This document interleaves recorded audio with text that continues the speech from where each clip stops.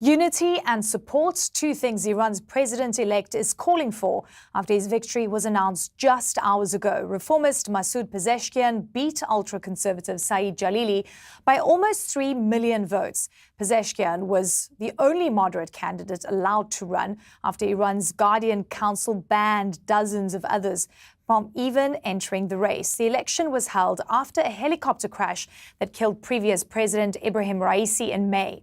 Russian and Saudi leaders have congratulated Pezeshkian on his victory. For more now, we've got Fred Pleitgen joining us from Berlin. Fred, good to see you. So the results are in. The big question is, what is Pezeshkian going to do from a policy perspective, the first moves, and how much power he'll ultimately have in a country that I guess has a lot of hardliners that could potentially block him, especially if he's looking at enacting social changes. Yeah, a lot of hardliners, and of course also a lot of pretty hardline entities as well that could block a lot of his policies should they go down a road that they don't want to go down. You're absolutely right. Those are definitely decisive questions. But first of all, of course, I think one of the things that is pretty surprising to a lot of people is how decisive the victory for Masoud Pezeshkian has been. He certainly managed to get a lot more votes than Saeed Jalili, the conservative candidate. One of the things, of course, that we were looking at before the second round of the election took place is that in the first round, Pezeshkian also managed to get most of the votes, but if we took the total of the 6 candidates who were in that race at that point, then more people certainly voted conservative than voted moderate. One of the other interesting things that I also think that we need to be looking at is the fact that the voter turnout was a lot higher than it was in the first round of the election. It was at around 40%. Now it's at around 50%. Yet it is still quite low for presidential elections in Iran. And yet the moderates managed to get more vote. That's something that's pretty unusual. Usually we think that when the voter turnout is low, that the conservatives tend to get a better result. Nevertheless, Masoud Pezeshkian is now the president-elect.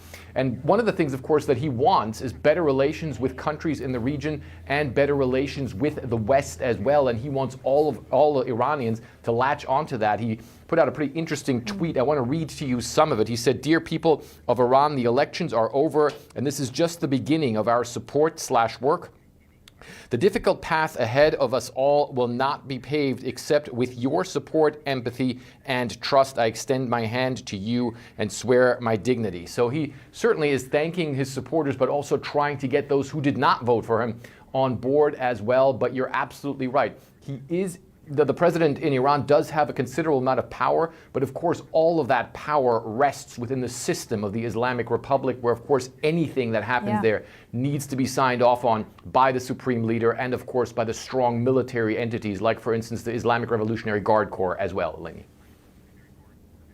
Yeah, it sounds very bureaucratic. Fred, give us a sense of the international reaction to this. I think that everyone's watching on, seeing a moderate candidate winning the election, and they're wondering, whether he'll be able to create change on the foreign policy front.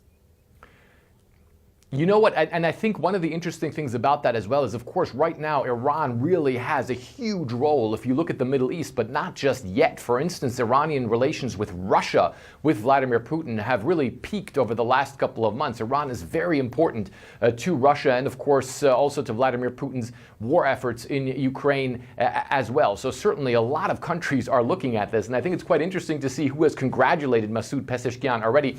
One of the first ones being Vladimir Putin, who once again said that he hoped to expand relations with Russia. You also had Mohammed bin Salman of Saudi Arabia as well. That, of course, also is going to be very interesting to see how relations between those two countries develop.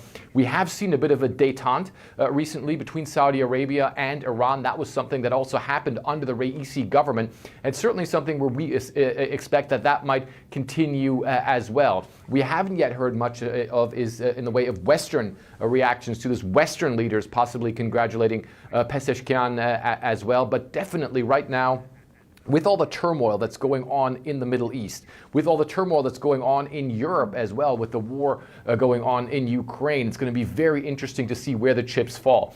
On the foreign policy front, absolutely, though, the president has a lot less power to try and exact any change there, so we're going to have to wait and see how that plays out, Eleni.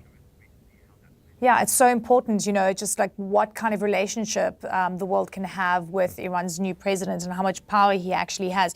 Very quickly on him being very vocal around Mahsa Amini's death. Something that's very close to what Iran's voters are feeling right now, their ability to have freedoms, especially for women. Anything that you're hearing on that front, Fred? Well, certainly. First of all, you're absolutely right. He was very vocal on that. He said that the authorities needed to take responsibility for all the things that happened there. He, in fact, himself said that he believed that he was also to blame as someone who's is a prominent figure in Iran as well, and that in general he felt that the crackdown that followed that was way too hard. That's going to be a very, very interesting thing to watch in Iran as well. In fact, recently we have had the supreme leader, for instance, double down on the very strict hijab laws and saying that they needed to be enforced by everybody in society. But we know that Masoud Pezeshkian takes a very different path in that as well. That's going to be one of the ones that we're definitely going to watch, and certainly something that does seem to be very important also for at least the moderate voters, at least from what we saw. We did go to one Pezeshkian rally before he was elected, and that was definitely one of the things that was certainly on the minds of the voters there, Leni. All right. Fred Pleitgen, always great to speak to you. Thank you. I want to bring in CNN political and national security analyst David Sanger to discuss even more on this. David, good morning. The world is closely watching President-elect Masoud Pezeshkian to see if he will bring Iran out of increasing international isolation. Fred was just talking about this. Do you think this is even possible or likely? Well, it's possible, but I think it's going to be difficult. Mr. Pezeshkian, when he ran, was supported, interestingly enough, by some of the former government officials who had negotiated the Iran nuclear deal in 2015, including the foreign minister, former foreign minister of Iran, who was sort of the author of it. So what you've seen now is sort of a movement by the voters to say we want to end the isolation. It's not clear, as Fred pointed out, that the president of Iran has the power to go do that. But the very fact that a government that constricts the vote, it doesn't decide the vote, but it limits who can run, allowed him to basically take the lead here, tells you that there's a recognition they've got to let off some of the anger that has been built up inside Iran toward the existing government. And the opponent, Mr. Jalili, who had been an earlier nuclear negotiator, was a true hardliner.